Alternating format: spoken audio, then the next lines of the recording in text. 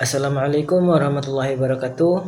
Kami dari kelompok 1 ingin mempresentasikan hasil kerja kelompok kami, yaitu tentang integrasi data penjualan pada Cafe Bobai dengan aplikasi POS. Yang pertama saya perkenalkan terlebih dahulu kelompok kami, yaitu yang pertama Arifudin, yang kedua Dian Bayu Nugroho, yang ketiga Fahrizal Cipto Rozaidi, yang keempat Levina Hestia Aryani, yang kelima Nanda Sefriyadi Putra. Saya akan membahas tentang integrasi data. Data integrasi atau integrasi data merupakan proses menggabungkan atau menyatukan dua atau lebih sebuah data dari berbagai sumber database yang berbeda ke dalam sebuah penyimpanan seperti gudang data atau data warehouse. Adapun alasan dilakukannya integrasi data karena beberapa keuntungan yang bisa kita dapatkan. Yang pertama, mempermudah dalam proses menganalisa untuk mengambil keputusan. Yang kedua, saring data antar lingkungan kerja. Yang ketiga, terhindar dari adanya duplikat data. Cara menggabungkan data. Yang pertama, integrasi aplikasi atau application integration. Penggabungan data terjadi dengan mengkoordinasikan aliran kejadian informasi antara aplikasi bisnis. Aplikasi yang melayani harus memiliki fasilitas untuk berintegrasi dengan aplikasi lainnya. Yang kedua, integrasi proses bisnis atau business process integration. Proses bisnis dapat tercapai jika adanya koordinasi pada setiap aktivitas pada sistem, dan integrasi ini pun tidak terlepas dengan adanya integrasi aplikasi. Yang ketiga, integrasi interaksi pengguna atau user interaction integration. Pembuat antarmuka pengguna yang memberikan integrasi antar sistem data yang berbeda, semisal adanya portal yang menjadi pintu untuk integrasi pengguna dengan beberapa data penting pada perusahaan. Selanjutnya saya persilakan untuk melanjutkan presentasi berikutnya, yaitu Nanda Sefriyadi. Kepada Nanda Sefriyadi dipersilahkan. Terima kasih untuk saudara atas penjelasannya. Selanjutnya saya Nandira Sefriyadi Putra akan melanjutkan presentasi dari kelompok kami. Manfaat integrasi. Yang pertama itu sebaran data perusahaan. Saat ini penerapan IT di perusahaan dari level UKM sampai dengan tingkat enterprise sudah sangat umum. Dan tidak jarang sistem-sistem IT tersebut tidak dapat mengerti satu sama lain. Produk-produk yang berbeda digunakan untuk sistem POS, yaitu point of sales, finance, atau accounting, Salesforce, absensi, dan sebagainya.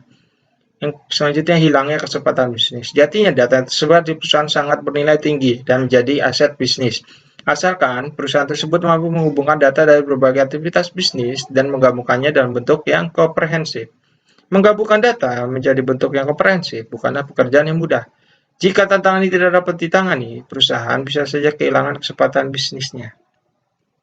Yang selanjutnya, informasi yang bias. Masalah lain yang berpotensi muncul ketika perusahaan gagal mengintegrasikan datanya adalah ketika penyusunan laporan yang tidak konsisten atau bias. Apalagi dengan volume data yang semakin hari semakin besar, tiap departemen akan mengambil metode membuat kesimpulan yang berbeda. Selanjutnya, solusi teknologi terkini.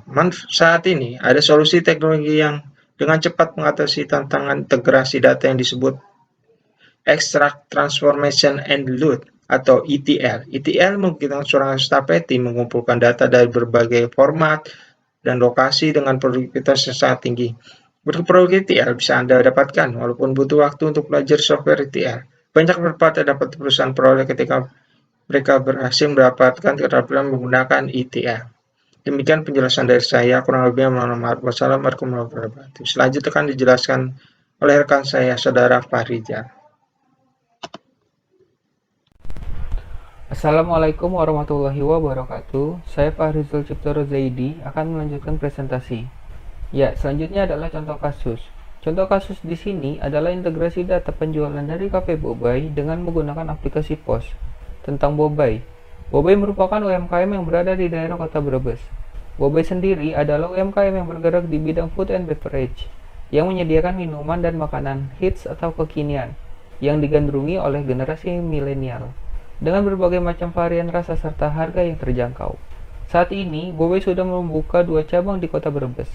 Bobai juga akan terus melakukan pengembangan dan inovasi untuk kepuasan pelanggan. Visi misi Bobai. Visi Bobai adalah menghadirkan berbagai macam minuman dan makanan yang kaya akan varian rasa yang enak dan menyenangkan untuk semua kalangan dengan harga yang terjangkau. Misi. Dengan tagline Happy Bobai Day, Bobai ingin menghadirkan rasa yang membuat customer bahagia saat menikmati berbagai varian menu dari Bobai.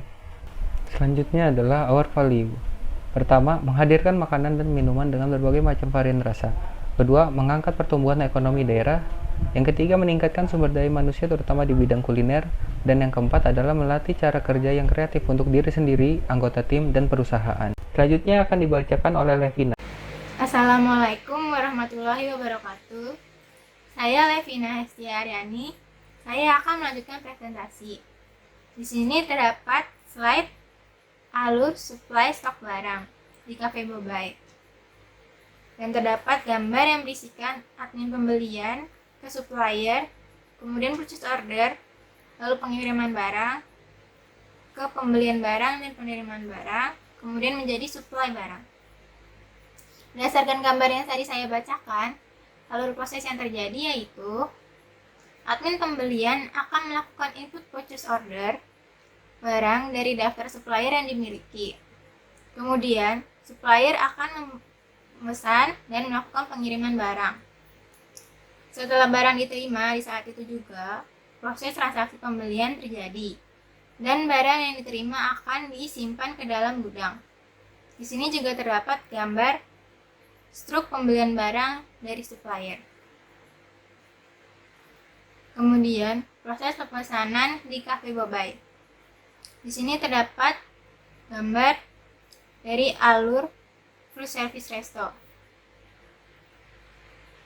Dan dua model proses tersebut ada full service resto dan quick service resto.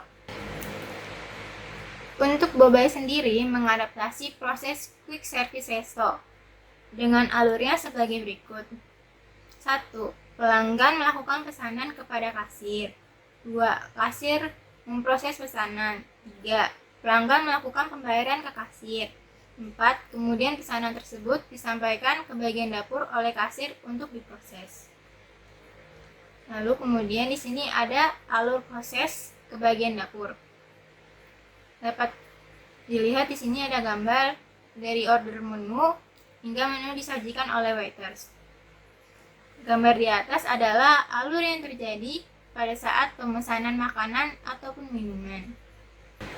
Orderan dari kasir dikirimkan ke bagian kitchen ataupun bartender. Kemudian setelah pesanan siap disajikan, bagian waiters atau kasir menyerahkan kepada konsumen.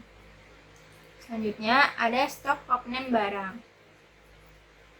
Di dalam gambar terdapat kepala staf dapur, kemudian barang, kemudian menjadi olah data stok barang. Stok opening merupakan aktivitas perhitungan fisik barang yang ada di outlet untuk dicocokkan dengan data laporan yang diperoleh dari program. Fungsinya untuk mengetahui apakah ada ketidakcocokan antara stok fisik dengan stok dari aktivitas keluar masuk barang yang dicatat oleh program.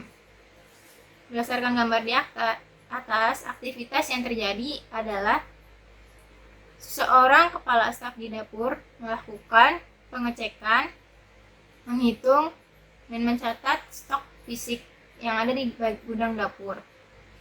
Kemudian data didapatkan akan diperoleh untuk mengetahui data fisik tersebut apakah cocok dengan stok yang dicatat oleh program. Baik, selanjutnya akan dibacakan oleh Saudara Bayu. Assalamualaikum warahmatullahi wabarakatuh. Nama saya Dian Bayu Nugroho. Di sini saya akan menjelaskan tentang alur proses pemesanan pada Cafe Bobai dengan aplikasi POS. Yang pertama adalah login ke akunnya. Kemudian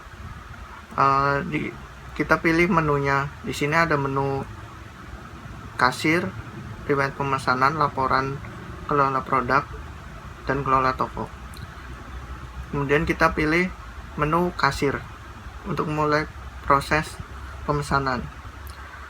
Kemudian di dalam item menu kasir, di sini ada detail menunya, yaitu varian menunya, kemudian stok ini yang telah diinputkan oleh admin, kemudian harga dari menu tersebut.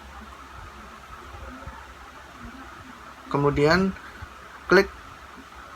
kita pilih item yang customer inginkan, misalnya di sini cappuccino. Kemudian selanjutnya adalah item pembayaran. Di sini pelanggan bisa memilih topping sesuai selera mereka.